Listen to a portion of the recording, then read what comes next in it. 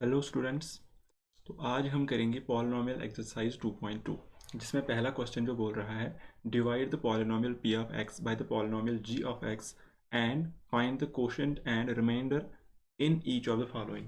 देखिए, जैसे आप करते थे डिवाइड वैसे ये भी करना है, बस आपका यहाँ पे एक पॉलिनोमियल इसको डिवाइड करना है। देखिए, फॉर एग्जांपल आपको 10 को डिवाइड करना था 5 से। आप कैसे करते थे? 5 2 ऐसे 10 लिखते थे, ये आपका डिवाइड हो जाता था। यहाँ पे रिमाइंडर क्या बचा? 0। इसी तरह यहाँ पे आपको डिवाइड करना है एक पॉलिनोमियल को दूसरी पॉलिनोमियल से। तो हमें किसको डिवाइड करना है? देखिए, x cube minus 3x² plus 5x minus 3, इसको डिवाइड करना है। किससे डिवाइड करना है? इसको डिवाइड करना है g of x। G of x कितनी दी है? x² माइनस 2, इससे डिवाइड करना है। अब देखिए, पहली जो highest term, highest degree term जो इस पॉलिनोमियल में है p ऑफ x में, वो है एक्स क्यूब, और यहाँ पे क्या है? g ऑफ x में x²। अब इस x² को किससे मल्टीप्लाई करें so that it will become x cube, ताकि एक्स क्यूब बन जाए।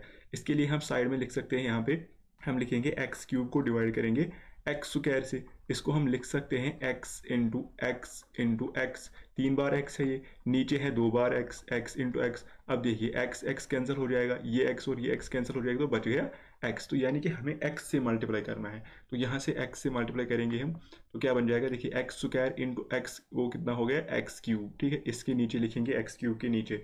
अब इसके बाद क्या है? माइनस, तो माइनस वाली टर्म आ जाएगी, लेकिन आ जाएगा 2x, यानी कि वो टर्म जिसकी डिग्री 1 है उसके नीचे लिखना है।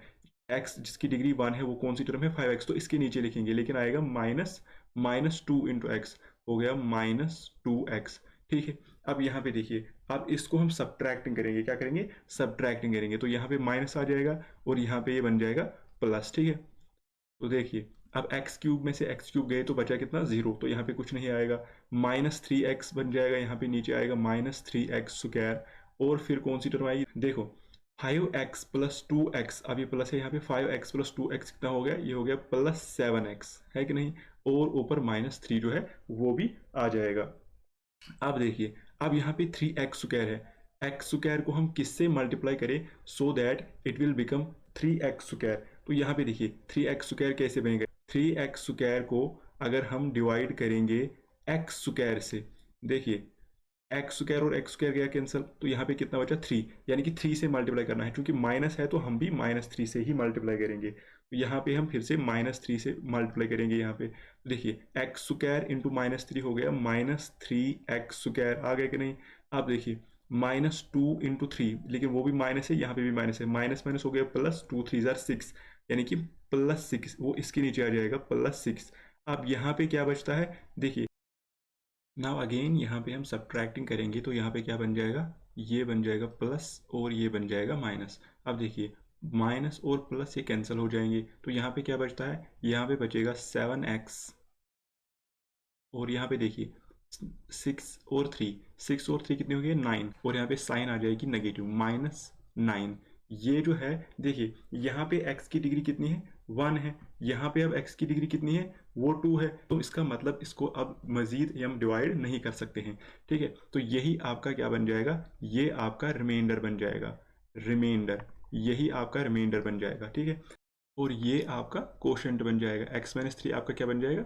ये आपका कोशेंट बन जाएगा। तो हम लिखेंगे therefore quotient of x is equal to x-3, और रिमाइंडर ऑफ x जो है, इसका रिमाइंडर क्या बन जाएगा? वो बन जाएगा 7x-9, ये आपका रिमाइंडर बन जाएगा। ठीक है, तो ये इस क्वेश्चन की सोल्यूशन थी। अब देखिए, इसके बाद आपका एक इम्पॉर्टेंट क्वेश्चन आता है, जो इम्पॉर्टेंट है आपके एग्जामिनेशन पॉइंट ऑफ व्यू से, जो कि 99% चांसेस हैं कि वो आपके एग्जाम में आएगा। उसकी सोल्यूशन हम इस क्वेश्चन के बाद नेक्स्ट वीडियो में करेंगे। आई होप कि आपको ये सोल्यूशन समझ आ गई होगी। यहाँ पे आपको बस इतना ध्यान रखना है, जो भी टर्म आप लिखोगे, जो भी डिग्री वाली टर्म लिखोगे, उसको अपनी डिग्री वाली टर्म के नीचे लिखना है। जैसे मैंने यहाँ पे एक्स क्यूब लिखा है, तो एक्स क्यूब वाली टर्म के नीचे लिखा, तो एक्स पावर 1 वाली टर्म को एक्स पावर 1 वाली टर्म के नीचे लिखा। इसी तरह आपको ध्यान रखना है कि आपको और साइंस का भी ख्याल रखना है, प्लस कहाँ पे है, माइनस कहाँ पे है। बाकी ये आसान है। आई होप कि आपको ये लेक्चर समझ आ गया होगा।